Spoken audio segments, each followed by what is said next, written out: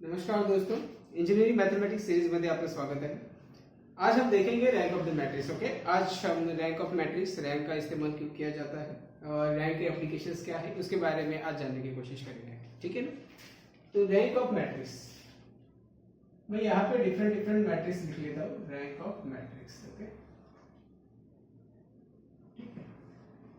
जैसे कि ये वाला एक पहला मैट्रिक्स है, 1 1 2 3 -1 2, ओके, 0 4, ठीक है, 0 4 1 कर लेते हैं, राइट। ये वाला एक मैट्रिक्स है, ओके। इसका नाम अपन ले लेते हैं ए मैट्रिक्स।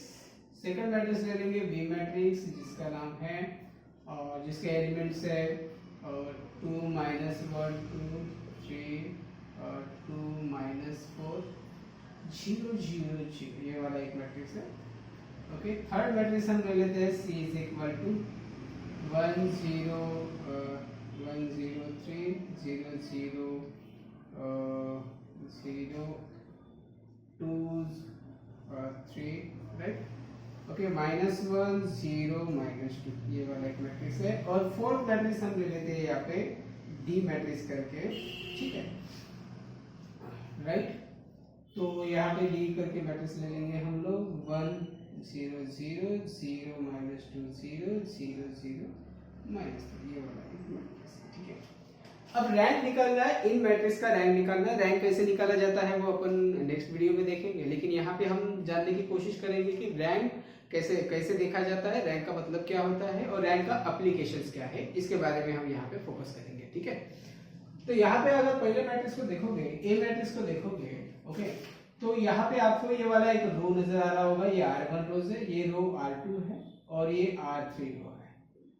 R1 रोज के ये एलिमेंट है, सारे के सारे नॉन जीरो है क्या? सारे के सारे एलिमेंट जो है R1 के नॉन जीरो है, जीरो नहीं है, ओके।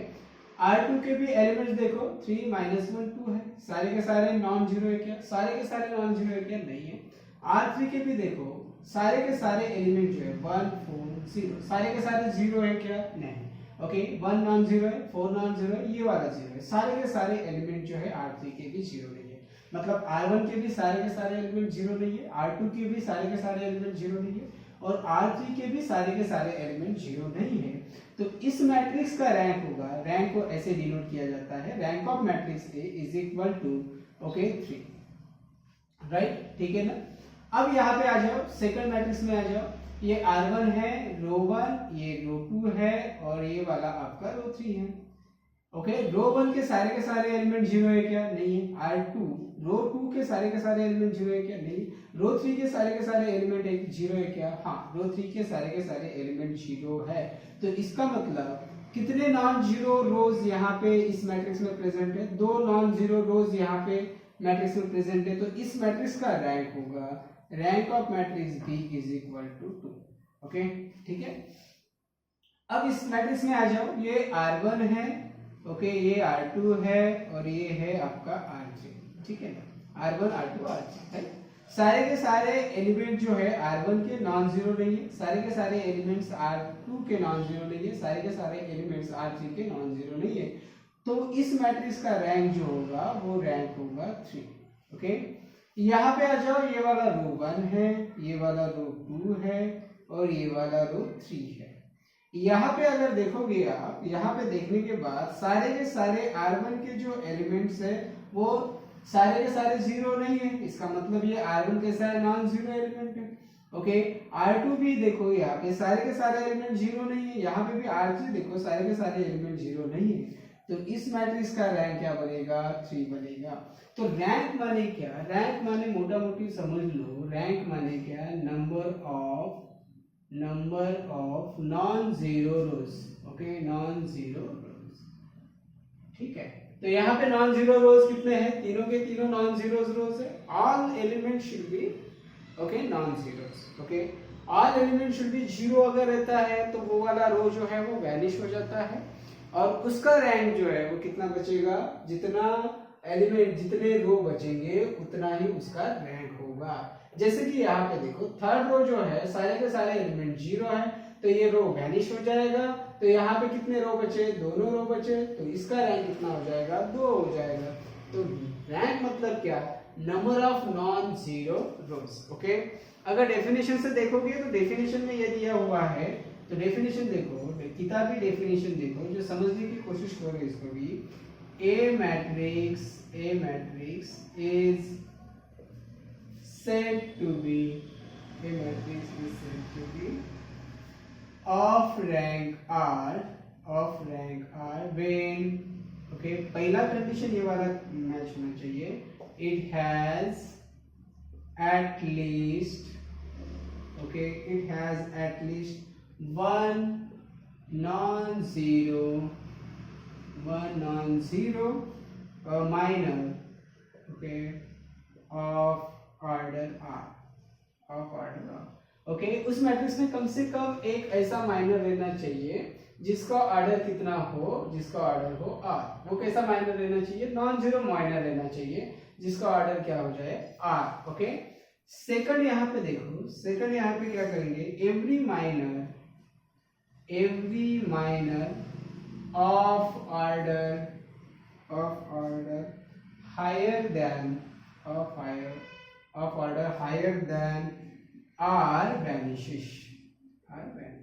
ओके, तो इसका मतलब क्या है कि R से बड़ा वाला ऑर्डर वाला जो माइनर रहेगा वो सारे के सारे वैनिशेस होने चाहिए। ये कौन बोल रहा है, किताबी लैंग्वेज है। किताबी लैंग्वेज को अगर समझना चाहोगे तो मैं एक एग्जांपल ले लेता हूँ। ओके, एक एग्जांपल ले लेता हूँ, ये वाला एक मैट्रिक्स है, ठीक है, कौन सा, 0 1 -3 -1, ये वाला, ओके, 1 0 1 1, ओके, 3 1 0 2, राइट, ओके, और 1 1 -2 और 0, ये वाला मैट्रिक्स है। अब इस मैट्रिक्स में कितने एलिमेंट्स है, इस मैट्रिक्स में आप देखोगे तो कितने रोज है, 1 2 3 4, 1 रो 2 रो 3 रो और 4 रो, ऐसे कितने रोज है, 4 रोज। तो आप बोलोगे सर सीधा सीधा इस मैट्रिक्स का रैंक जो है, इस मैट्रिक्स का नाम लेते हैं ई, इस मैट्रिक्स का रैंक जो है वो ई आता है, ओके, 4 आता है। तो ये क्या होगा, डायरेक्टली बोलना गलत हो जाएगा। रैंक हमें कैसे फाइंड आउट करना है कि हमें एलिमेंट्री ट्रांसफॉर्मेशन करके इस एलिमेंट को, अगर कोई रो पूरा का पूरा वैनिशेस होता है कि नहीं होता है वो चेक करना पड़ता है।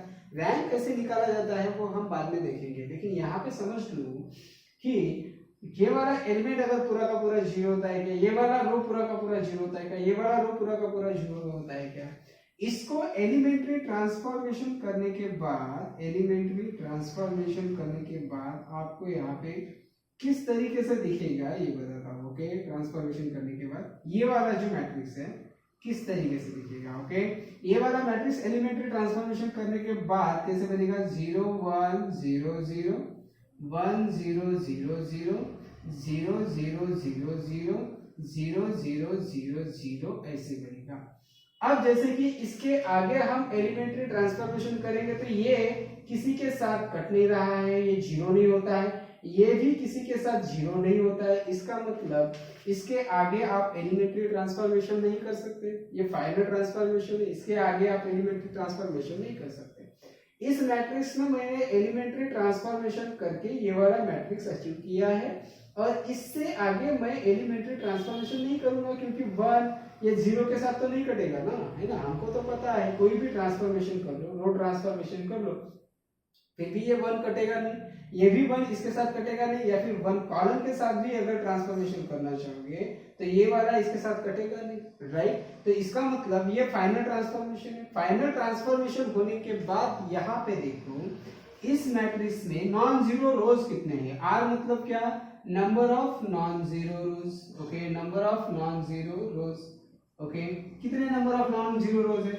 इस रो को अगर देखोगे R1 में सभी के सभी एलिमेंट 0 है क्या, नहीं, इसमें 1 है, इसका मतलब ये R1 में सभी के सभी एलिमेंट कैसे है, जीरोस नहीं है। R2 में भी सभी के सभी एलिमेंट्स 0 नहीं है, ओके, और R3 में सभी के सभी एलिमेंट 0 है तो ये वैनिश हो जाएगा। R4 में सारे के सारे एलिमेंट्स 0 है इसलिए ये वैनिश हो जाएगा।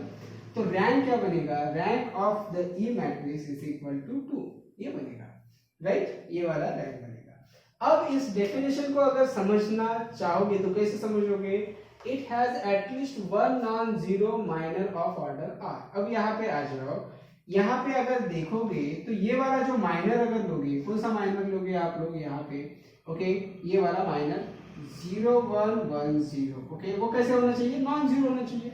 माइनर को आपको सॉल्व करने आता है, ये 2/2 के डिटरमिनेंट को सॉल्व कर लो, ये मिल जाएगा 0 × 0 0 माइनस 1 × 1 1, वो 0 आया है क्या, -1 इज नॉट इक्वल टू 0।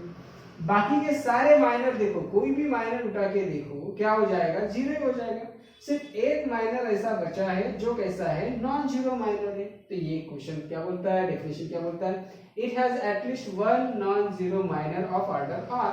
अब इसका ऑर्डर देखो, इसका ऑर्डर कितना है, 2/2 है ना, ओके ऑर्डर आर मतलब इसका रैंक अगर 2 है, इसका रैंक कितना है, 2 है, ओके तो उसका ऑर्डर भी तो 2 है, राइट। तो माइनर का भी ऑर्डर 2 है, रैंक भी 2 है, ओके तो इसका मतलब it has at least one non zero minor of order R, okay every minor of order higher than R vanishes.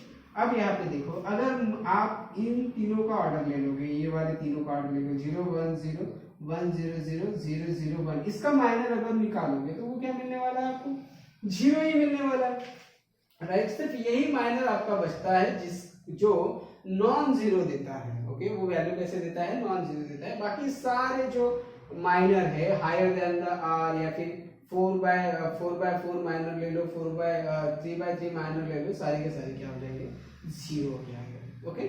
तो इस तरीके से रैंक फाइंड आउट करते हैं। रैंक मतलब सिंपल से डेफिनेशन से समझ लो कि number of non zero, okay rows. अब यहाँ पे हमने एलिमेंट्री ट्रांसफॉर्मेशन पूरी तरीके से नहीं किया है, लेकिन यहाँ पे एलिमेंट्री ट्रांसफॉर्मेशन करने के बाद अगर आपको नॉन जीरो रोज मिल रहे हैं, okay non zero number of non zero rows मिल रहे हैं, तो उसका क्या हो जाएगा, रैंक हो जाएगा, राइट। तो एलिमेंट्री ट्रांसफॉर्मेशन आपको लास्ट तक करना पड़ेगा, ओके लास्ट तक करने के बाद ही आपको रैंक निकालना, रैंक कितना है ये पता चल जाएगा। रैंक कैसे निकालते हैं हम नेक्स्ट वीडियो में जानेंगे, लेकिन अभी रैंक का एप्लीकेशन क्या है, क्यों हम रैंक निकालते हैं, इसके बारे में थोड़ा सा जानने की कोशिश करेंगे, ठीक है। एक एग्जांपल के साथ इसको जानने की कोशिश करेंगे। छोटा सा एग्जांपल ले लेंगे हम यहाँ पे। मैट्रिक्स जो है वो मैट्रिक्स किसके लिए इस्तेमाल किया जाता है, मैट्रिक्स इस्तेमाल किया जाता है इक्वेशंस को सॉल्व करने के लिए, राइट, ओके।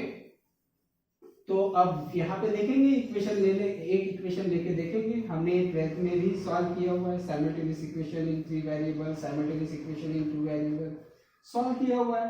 एक एग्जांपल यहाँ पे हम लेके समझाने की कोशिश करेंगे। ये वाला आपका एग्जांपल है, कौन सा एग्जांपल है, x + 3y